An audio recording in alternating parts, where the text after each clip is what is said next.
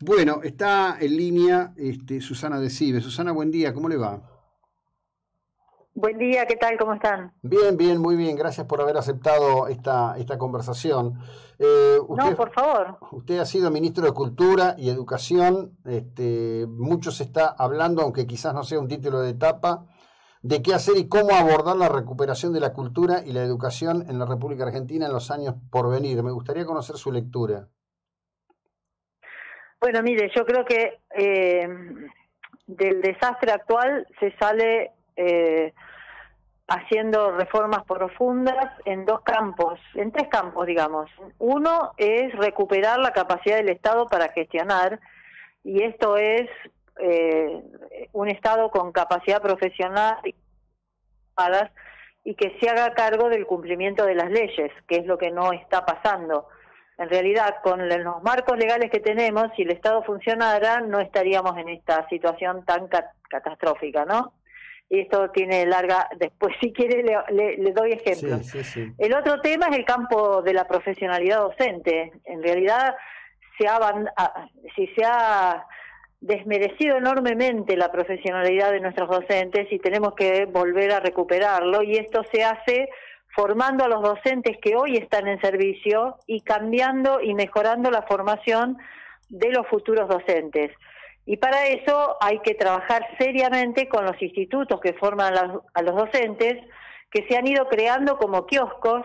Hay más de 1.600 en todo el país, y en realidad con 200 de muy buena calidad tendríamos otro escenario para la formación de los docentes. Es decir, estas son reformas de fondo que en las leyes dice que habría que haberlo hecho hace 30 años y no se hace.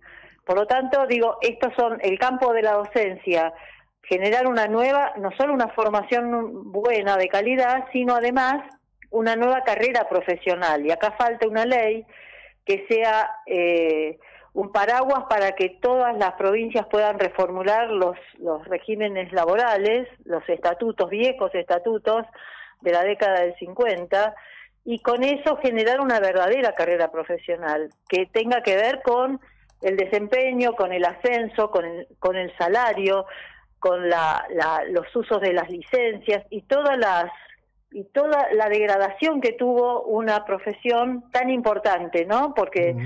fíjese que hoy por cada cargo el Estado puede estar pagando hasta 3 licencias, y a pesar de eso el ausentismo en el sector es altísimo, es infinanciable. Los pibes tienen a veces 2 o 3 días Ujú. sin clases en las aulas en muchos lugares del país. Entonces, creo que acá son los dos temas: capacidad del Estado y todo el campo profesional docente. Y el otro tema fundamental es cambiar de fondo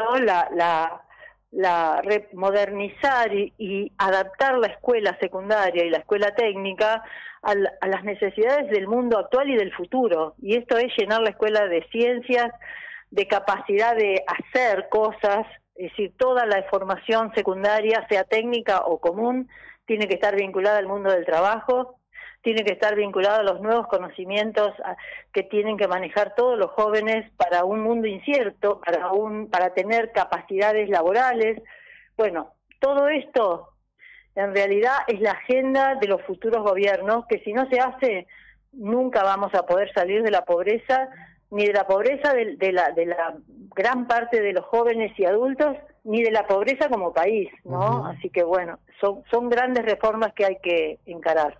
Grandes reformas que hay que encarar para revertir un proceso en donde usted ha utilizado reiteradamente y acertadamente, entiendo, el criterio de profesión de docente, que fue reemplazado en los últimos 25 años por el criterio de trabajador de la educación, que es un concepto completamente distinto, ¿no? Mire, en realidad lo que pasó fue muy lamentable. Yo creo que esto se inicia en el gobierno concretamente cuando Néstor Kirchner necesitó encarar su primera elección intermedia, ¿no? A los 2 años de su gestión, de su primera gestión, y ahí su alianza con el gremio docente fue mortal para el servicio educativo. Entonces, a partir de ahí la gobernabilidad del sector estuvo compartida con el gremio, con la CETERA, digamos, y esto le hizo mucho daño porque es un gremio que, ese gremio es más una alianza política que un gremio que defienda la profesionalidad del docente. Entonces esto dañó muchísimo. Y por otro lado, el corrimiento del Estado, porque en realidad la política no se ha tomado en serio a la educación y ha dejado de hacer cosas que están en las leyes y que son imprescindibles. Y esto es gobernar el sector, asistir a la docencia que está en las aulas enseñando. Es decir, los ministros de educación de todo el país van al Consejo Federal, aprueban sistemáticamente y actualizan lo que hay que enseñar en cada materia, pero luego se desentienden de que esto sea posible que ocurra en las aulas. Entonces este es el corrimiento real de muchos funcionarios, sean nacionales o provinciales, de las obligaciones que significan gestionar la educación en la Argentina. Entonces digo, esto sumado a la participación tan brutal de un gremio duro, políticamente instalado como en un lugar equivocado, ¿no? Porque no, lejos de defender la profesionalidad del docente, está alineado en una ideología política y en un partido político. Entonces de esto hay que tratar de salir con una alianza seria con los docentes que están laburando en el aula y que están comprometidos con su trabajo, ¿no? Claro. Que son muchos. Bueno, pero ahí hay varias cosas, ¿no? En realidad esto que usted dice es algo que hoy, por ejemplo, es burdamente visible. El SUTEBA, por ejemplo, maneja la educación de la provincia de Buenos Aires, maneja los cargos. Así es. Hacen lo que quieren verdaderamente. El gobernador está ausente completamente de toda responsabilidad en esto. Hizo un pacto político ahí, se ha desentendido del tema educativo. Así es.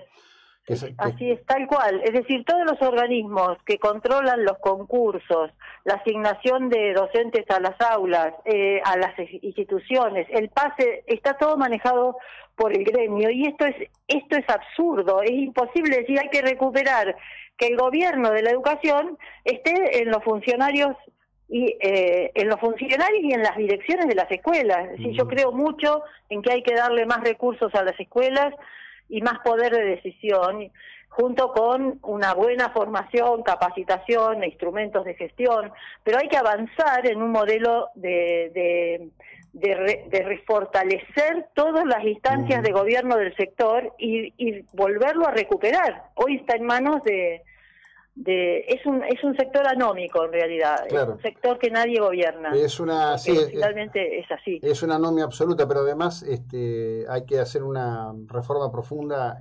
Usted lo citó al inicio, en el tema de los centros de formación docente, y particularmente en el control de esos centros y yo diría en el criterio de calidad de los mismos, ¿no? Bueno, mire, por eso yo dije que hay que cumplir las leyes. La ley dice que los institutos de formación docente tienen que ser evaluados y acreditados por el gobierno, por el Ministerio de la Nación. Este proceso, que lo iniciamos allá por los 90, ni bien nos fuimos, se desvaneció, se anuló y nunca más se evaluó a las instituciones ni se las acreditó, y siguieron creando. Es decir, cada dirigente político, cada municipio crea un instituto de formación docente, lo llena de cargos.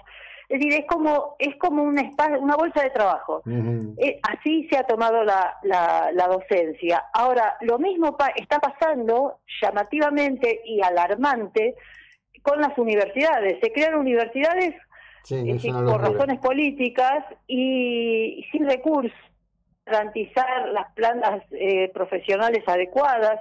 Sí, estamos en la misma línea de creaciones, igual sin ningún control. Entonces creo que hay que parar y transparentar realmente dónde estamos parados y hacer un acuerdo adentro del sistema político de recuperar la gobernabilidad y la calidad del sector. Esto es porque no se sostiene, esto no se cambia en 4 años, esto requiere tiempo y requiere compromiso político de todo el sistema, porque si no es realmente muy difícil de que pudiera prosperar, ¿no? Son cambios muy muy serios, muy profundos. Sí, bueno, a ver, ¿cuál es la importancia de esto y por qué buscábamos esta conversación? Porque nos parece que está muy bien que se hable de no poner un peso más en empresas deficitarias, yo por lo menos lo comparto completamente, de pedir que se rinda puntillosamente por cada centavo que eroga el Estado, que en definitiva es el dinero de nuestros impuestos, pero hay que colocar la cuestión de la educación en el centro de la escena, ¿no? Todavía hay logros desde el punto de vista educativo, pero es un esfuerzo que hacen algunos pocos. Obvio, sí, obvio, porque tenemos gente de muy buena calidad dentro de las instituciones, estudiantes muy meritorios, es decir, siempre hay mucha capacidad ahí adentro. Lo que hay que hacer es facilitar que surja, que se multiplique. Mire, le doy un dato. Perdón, la ley dice que las escuelas más carenciadas de todo el país tienen que ser atendidas por los mejores docentes y las mejores condiciones de trabajo y recursos. Para poder cumplir ese artículo, que es el artículo 83 de la Ley Nacional de Educación, hoy habría que hacer una ley de emergencia que deje stand-by todas las regulaciones laborales para poderla aplicar, porque es absolutamente imposible de aplicar. La autoridad educativa no puede mover a ningún docente ni mandarlo a las mejores escuelas, ni ponerle más plata para que puedan funcionar, porque lo impiden las regulaciones laborales. Entonces quiero decir que estamos trabados de verdad en una situación muy tramposa, que hay que transparentar y hay que acordar si queremos salir de este pozo o si vamos a seguir en esta decadencia. Es así. Es así. Le agradezco enormemente, la vamos a seguir. Muchísimas gracias por lo que nos ha aportado. Gracias a ustedes, muy amables. Bueno, a quien escucharon a Susana de Cibex, ministra de Cultura y Educación.